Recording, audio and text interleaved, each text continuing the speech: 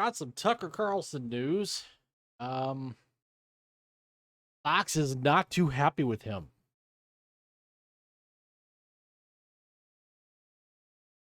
Gotta say, I didn't watch all of Tucker's first video on Twitter for his new series, his new show, but I did watch his second video, and man, I like it when Tucker doesn't have the handcuffs on and he's unleashed. So this is going to be from the Daily Mail. Fox sends cease and desist letter to Tucker Carlson as he ramps up Twitter series that drew 169 million views in the first two episodes. Fox News has reportedly sent its former star host Tucker Carlson a cease and desist letter for creating a competing Twitter series, the latest move in a potential legal showdown. Fox is just mad because he's outdrawing his old primetime slot now. And they want to effectively silence him until after the election next year, because that's when his talent contract runs till January 2025. Carlson was suddenly ousted from his network show on April 23rd with no official reason given or why the company parted with their most watched anchor. In the aftermath, the newscaster announced he would start his own show on Twitter, releasing his first two episodes last week, drawing a combined 169 million views. I would kill to have that many views. Say hi, kitty cat.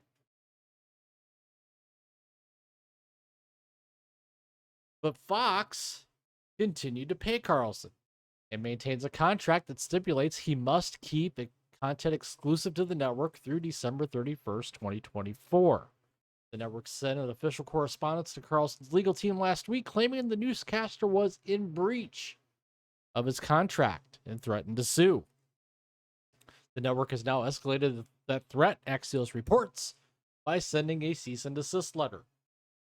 Carlson's lawyers, though, argued any legal action by Fox would be a direct violation of their client's First Amendment rights, as the newscaster is said to be looking for a way out of a $20 million a year contract with the company. In a statement to Axios, Carlson's lawyer, Harmeet Dillon, this will get spicy. Fox News continues to ignore the interests of its viewers, not to mention its shareholder obligations. Doubling down on the most catastrophic programming decision in the history of the cable news industry, Fox is now demanding that Tucker Carlson be silent until after the 2024 election.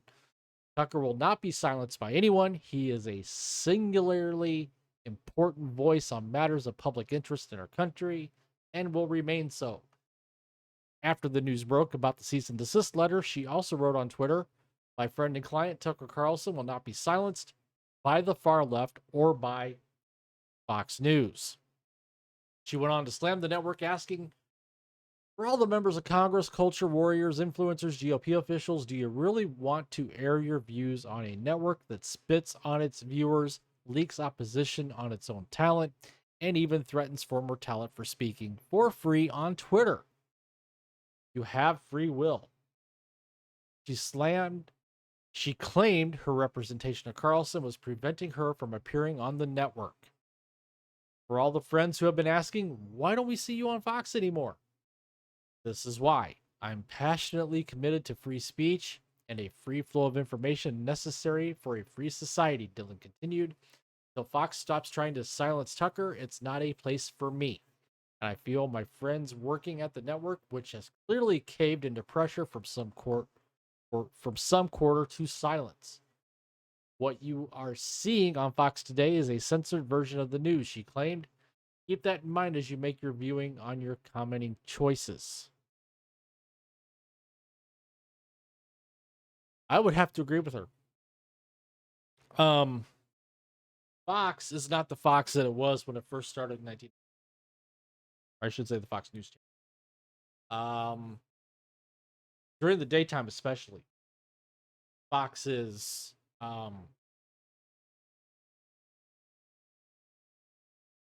has more of a liberal slant to it, and Not so. I don't know as much about Laura Ingraham. I don't really watch her show. I mean, I've caught clips of it over the last few years and whatever. But John Hannity, full in the tank with the Republican establishment. He's also pro-war, pro-Ukraine. Just saying. That's my opinion, and my opinion alone. Carlson's lawyers have also argued the network breached his contract by suddenly canceling his show without notice and therefore null and void. In a separate statement last week, Carlson's other attorney, Brian Friedman, accused the network brass of engaging in hypocrisy by silencing Carlson, according to how the company claims to defend its very existence on freedom of speech grounds. Now they want to take Tucker Carlson's right to speak freely away from him because he took to social media to share his thoughts on current events. Friedman wrote in a letter viewed by Axios. He reportedly added, "This evening we were made aware of Mr. Tucker Carlson's appearance on Twitter in a video that lasted over 10 minutes. Quoting Carlson's contract, the letter continues, pursuant to the terms of the agreement, Mr. Carlson's services shall be completely exclusive to Fox." It added Carlson's contract says he is prohibited from rendering services of any type whatsoever, whether over the internet, via streaming, or similar distribution, or other digital distribution, whether now known or hereafter devised. DailyMail.com has reached out to Fox News for comment. So, Fox wants its cake and eat it too. They took him off his show. They canceled his show. They put somebody in its place that's not drawing near the audience that Tucker draws, but yet they're trying to say, oh, well, he can only post content exclusively for us. He can't do it on any other platform. Even though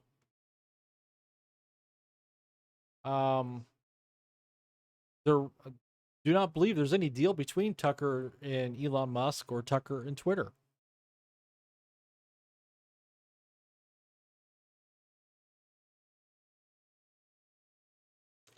But before Fox executives threatened legal action, Carlson's lawyers themselves sent a letter to the network brass arguing Star newscasters should not be bound by the non-compete clause and threatening legal action against the company.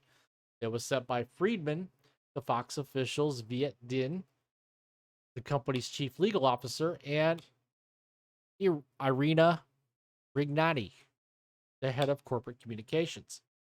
They claimed that Fox employees, including Rupert Murdoch himself, broke promises to Carlson intentionally and with reckless disregard for the truth, Axios reported. Lawyers reportedly accused Fox executives, believed to be Din and Murdoch, of making material representations to Carlson that were intentionally broken, constituting fraud. The letter also claimed that Fox, the network, broke a promise not to leak Carlson's private messages. And it also alleged that Fox broke promises not to settle with Dominion voting systems in a way which would indicate wrongdoing on the part of Carlson, and backtracked on a deal not to do anything in a settlement that would harm Carlson's reputation. See, this is getting interesting because Fox denies that, no, us canceling Tucker's show had nothing to do with the Dominion situation. Had nothing to do with that at all. But as they usually say, where there's smoke, there's usually fire. So I'm not going to get into the Dominion stuff. That's old news. That's water under the bridge. Carlson released the first 2 episodes of his much anticipated 10-minute Twitter show last week. The first episode, which appeared next to a Tucker on Twitter logo, had reached 199,000 retweets, 657,000 likes, and 81 million views, with some saying that by the time they finished watching, the number of views had already increased by 1 million.